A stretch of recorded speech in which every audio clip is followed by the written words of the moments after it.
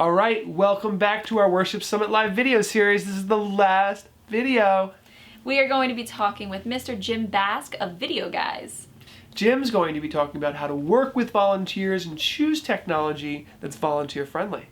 That's right. This is an important one because we know so many houses of worships are relying heavily on volunteers. Let's see what he has to say. It's a pleasure to be here on the Worship Summit today. First of all, I want to give kudos to Paul and Tess for putting this together. I think this is a great idea. I have been tuning in and on and off throughout the day today. It is jam-packed, lots of great information. This is really a great service, and I want to thank everyone who has joined throughout the day and who is staying online to listen to me talk now. I really appreciate it. First, let me tell you a little bit about who we are and what I do here at VideoGuys.com. Video Guys is a value-added reseller of live production and streaming technology. Don't worry, I am not here to sell you anything today.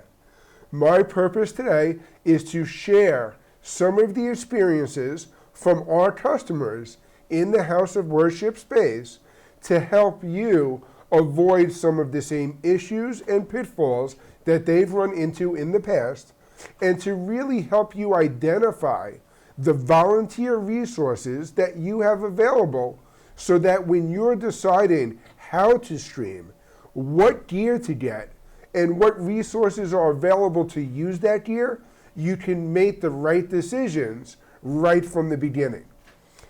When you're streaming in a house of worship, obviously the most important thing is to share your message with your audience, whether it's community programs, community outreach, sending a sermon to the sick or the elderly who can't make it into the pews. These are all some great reasons that we hear that churches are getting started in sharing the message online. There are lots of great CDNs out there to do it, and we've dealt with really large congregations as well as some very small congregations, and even churches who just want to put some messages up on YouTube in order to help build their community and build their participation in the community. Usually when we get a phone call, these phone calls all start with the same few questions. What equipment do I need? Who is available to use that equipment? And what can they use? How do I train them? How do I get them up to speed? Obviously, one of the first questions we ask in reply is what kind of budget or limitations are you working with? And that's usually answered with a moan, just as if you were shopping for a new car. Well, I can't give you a budget until I know what the features are.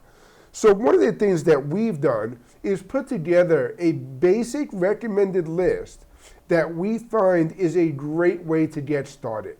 And that's typically with a 3-camera shoot, or what we like to call a 3+1 with a bonus camera. Now, this is not to say that every house of worship needs to start with 3 cameras or nothing. You can start with whatever equipment is available or in your budget today, and you can grow as those needs expand. The more focus you have on the path that you're going to in the future, the wiser the investment that you can make now. In our typical multi-camera setup, we recommend camera 1 is typically mounted in the rear of the building. This is obviously the most important camera in a house of worship. This is going to allow you to give your congregation who's watching online the same point of view as your audience who are there in the pews. Camera 2 could be a separate camera that's not centered to the podium, but focused on either a speaker or a guest. If you have a 1-camera setup, obviously you can take that 1 camera and move it to the area of focus where you need it to be. But in a 2-camera setup, now all of a sudden you can add a little bit more production quality to your message as it goes out over the stream. And then camera 3 is on the congregation itself. Part of becoming an active participant in the services is to feel like you are in that room. When the people who cannot make it into your building, the sick or the elderly, see the reactions to the sermon with the other people in the room, they can relate and they can get that same community feeling that they get when they are there physically in the building. And then, of course, the plus one or the bonus camera, which we think really adds a nice touch to a live stream production, is to have a roaming camera that is available to take additional perspectives throughout the Mass. In our Catholic Church, if you're doing a sermon on a particular reading, and there is a stained glass window or statues in the church related to that reading, these are all great production elements that you can add interest to your live production and stream. Here's a little bit of a workflow diagram that talks exactly what we're mentioning here. Camera 1, camera 2 towards the special guests, camera 3, in this case, we're actually taking camera 3, which is that bonus camera towards the choir, maybe on the other side of the church, and then that bonus cam can be placed to either get the congregation or to roam around as necessary. Obviously, this 3-camera setup is not going to fit into every house of worship environment. New Tech has some great use cases on their website. New Tech makes a live production box called the TriCaster, and they put together an entire NDI workflow system with Trinity Baptist Oasis House, which is a very full-featured production system that has a lot more than just those 3 cameras we mentioned. They're actually using 4 cameras on an everyday shoot, actually 5, 2 PTZ cameras and 3 handheld cameras. They have tons of resources with personnel. They have production resources to work the TriCaster system themselves, and they have the PTZ cameras adding complementary views. We know not every house of worship has this personnel in place, and that's why we're going to segue in just a moment to talk about taking advantage of volunteer resources that you may have in your own building. Here is a separate workflow diagram from Sling Studio. Sling Studio also made some live production systems, but you'll see in this video that some of the cameras are being replaced by iPhones. That's right. New Tech has this capability now, Sling Studio has this capability, and a lot of live production systems are all adding the capability to send a video feed from a mobile device directly to the production itself. What does that mean for you in the house of worship market? What better way is there to engage your youth program and your youth ministries into your service than to tell them that they can take out that device that they all use every single moment of every single day and now become an active participant in sharing your message. So this is a great feature to definitely keep in mind. So now that brings us to my message today, which is who is using your gear.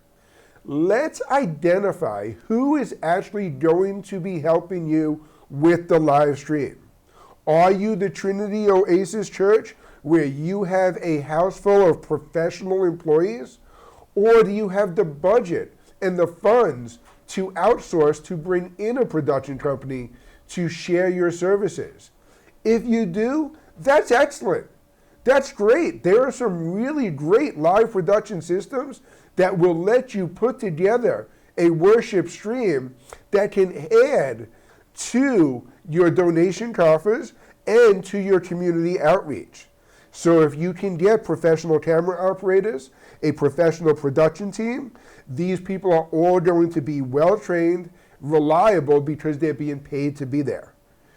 The con, if any, is going to be the high cost of the production. So we know not everyone has that budget. So now the next best thing is to reach out to your congregation and to look for technically knowledgeable volunteers. This is the person who a lot of times will end up on the other side of my phone line.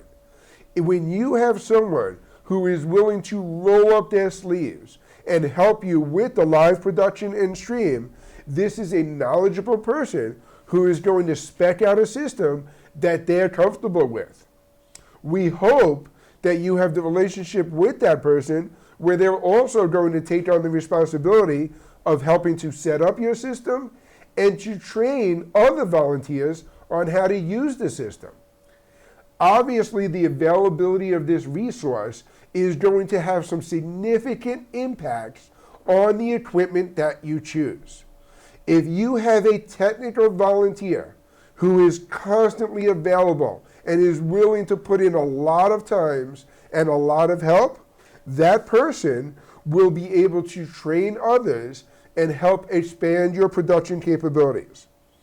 However, if your technical person is involved in a lot of other personal projects on their own, who has a full-time job, but really wants to help out of the kindness of their heart, but have limited hours to give, they may make other decisions on gear that they know they can set up quickly and let others use very easily. The con in this scenario is when you're relying on this technical volunteer, you are putting all of your eggs in one basket. If John's not available, if John gets sick, who else can step up into that place? That brings us to the non-technical volunteers. We hope that any good congregation is made up of the people who help make up that community. I know in my own church, there's always plenty of people who are willing to pitch in and help. The problem is not all of them know how.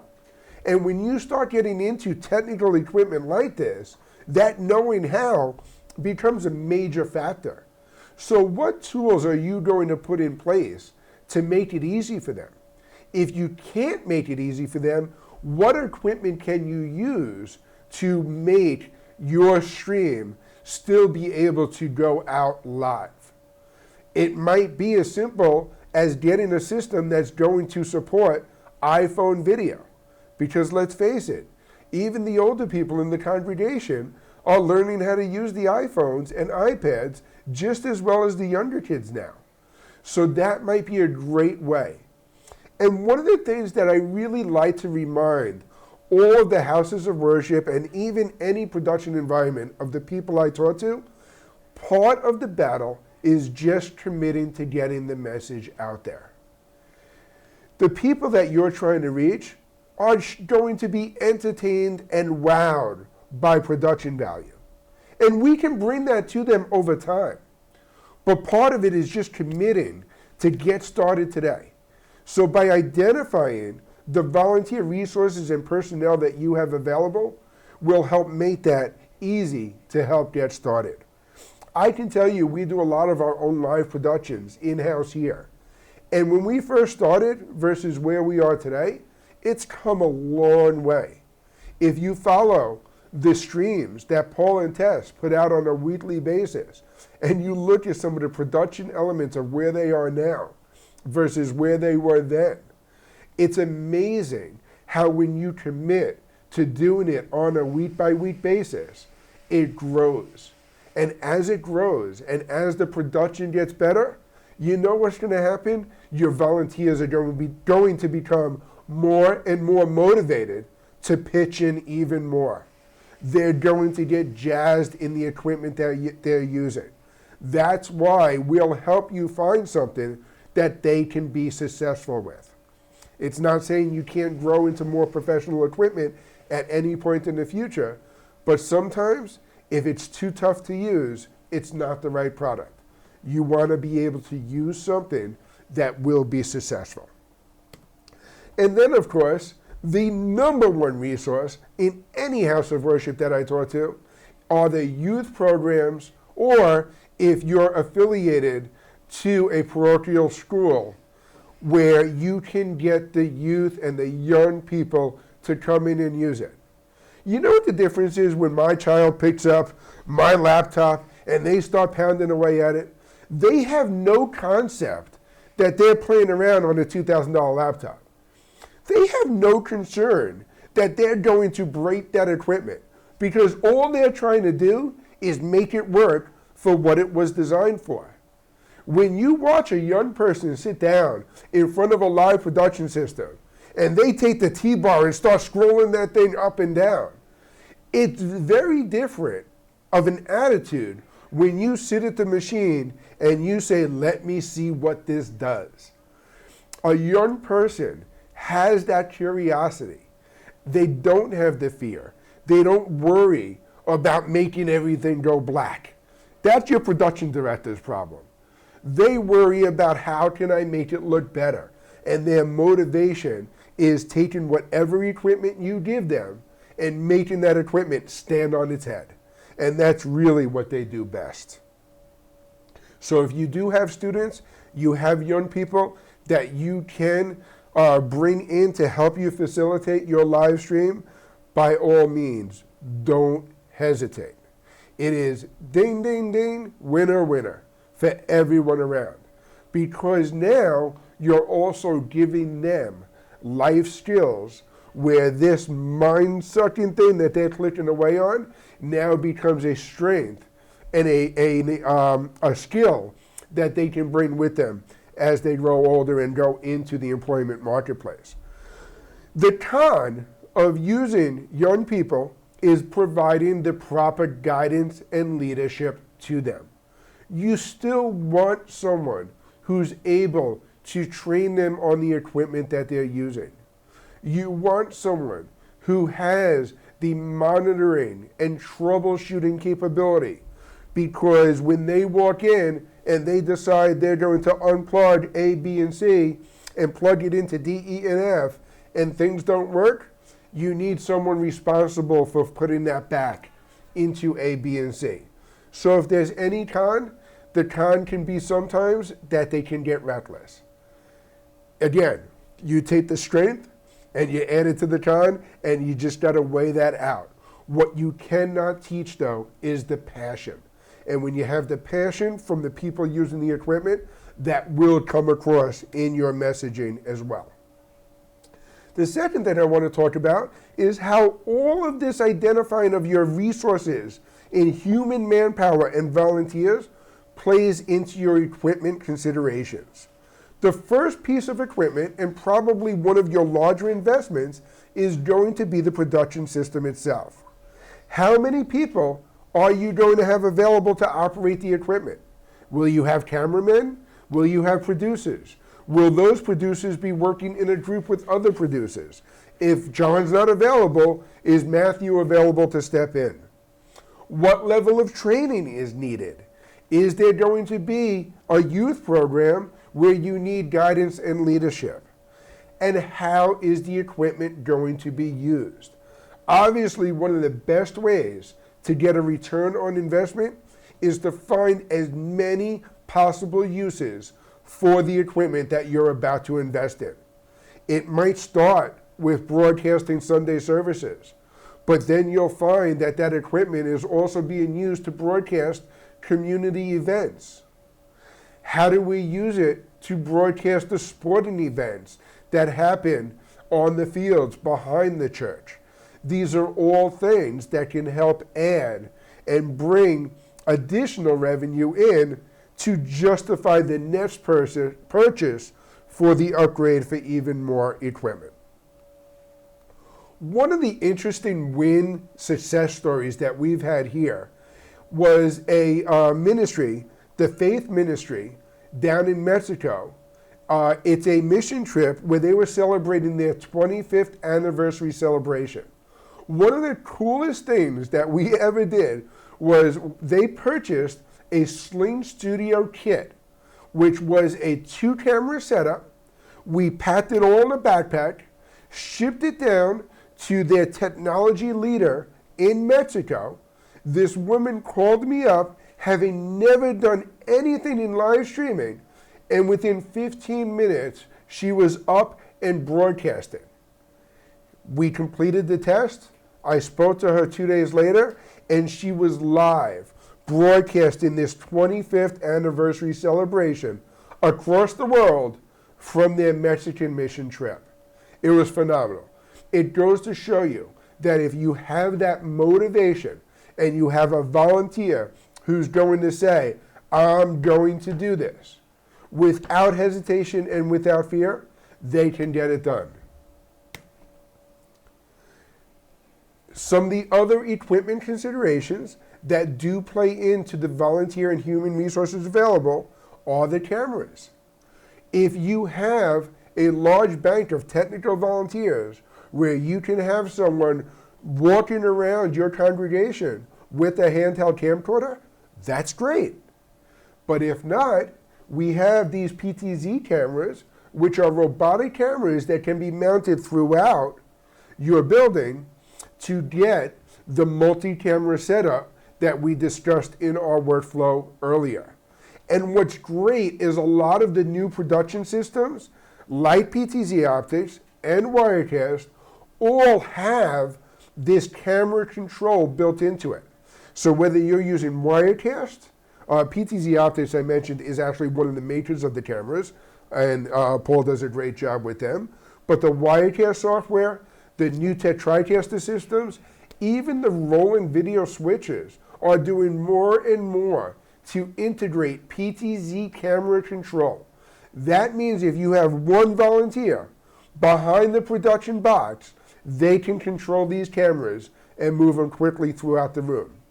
I hope you don't mind, but I actually brought a short little video clip on a tutorial that we did with one of our publishing partners in Streaming Media Magazine, where we show how the Wirecast software and the Wirecast Gear turnkey system can actually control the PTZ cameras so that you can minimize the volunteer resources available and the human beings needed to operate these productions. Let's air that video pretty quickly. PTZ cameras are ideal for churches. Churches often have to rely on volunteers to help produce their live streams. PTZ cameras integrated with Wirecast allow volunteers to simply click a picture of where they want the cameras to go. This intuitive setup has been designed in response to numerous end-user requests and reduces the learning curve for new users dramatically. Now, churches and business organizations alike can easily connect their next live event with the world without the need for multiple camera operators. One of the top suppliers to U.S. churches is PTZOptics. Their range of zoom and fixed focal length remote cameras perform reliably and are simple to set up and operate. It also helps that they make some of the most affordable cameras on the market. Telestream's Wirecast software and Wirecast Gear turnkey systems are also used in churches across the country. With integrated PTZ camera control, can utilize the NDI functionality of the PTZOptics cameras to control all of their operations. Connect each of the PTZOptics cameras to your network with networking cables. Assign a static IP address to each camera so that they can all be found in the same range. You'll then be able to locate each of the cameras and add them as sources. Now you can control each camera individually directly inside of the software. The Wirecast software can control the PTZ cameras right from within the interface, as does new TriCaster and pretty much any live production system that you're throwing at it. This is one of the key features that we are seeing added more and more. And I got to tell you, that feature is being driven by the house of worship market because human resources are at such a premium. I always am going to have limited volunteers available to help me get the live production up off the ground. So if I can take these cameras throughout the congregation and switch them back and forth and control the pan, tilt, and zoom, now all of a sudden I could put together a really nice broadcast without a lot of work. I'm not going to take up too much more time. I do want to tell you that one of the last considerations in putting all of this together is obviously on where to purchase the equipment. Of course, I would like you to purchase everything from videoguys.com, but the fact of the matter is that's not always the best option. If you don't have a technical volunteer that is available to help you purchase the correct equipment and to help you set up that equipment and train your people to use, then really one of your best options may be dealing with a local system integrator in your area. It used to be that in order to get a system integrator to roll a truck out to you for an install, we were looking at a $100,000 system with multiple cameras all over the place. That's not the case. We have system integrators that we deal with on a one-to-one basis all over the country that work consistently in projects of all sizes.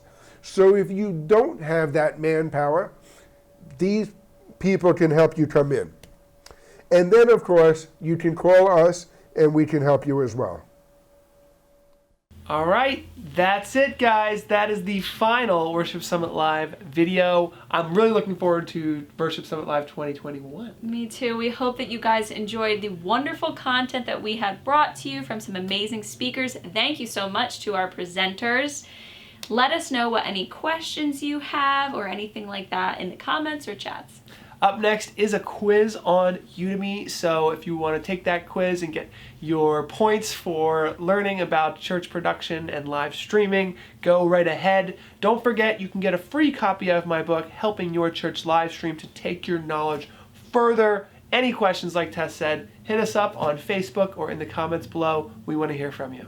Don't forget, if you enjoyed Worship Summit Live, like and subscribe for more great content.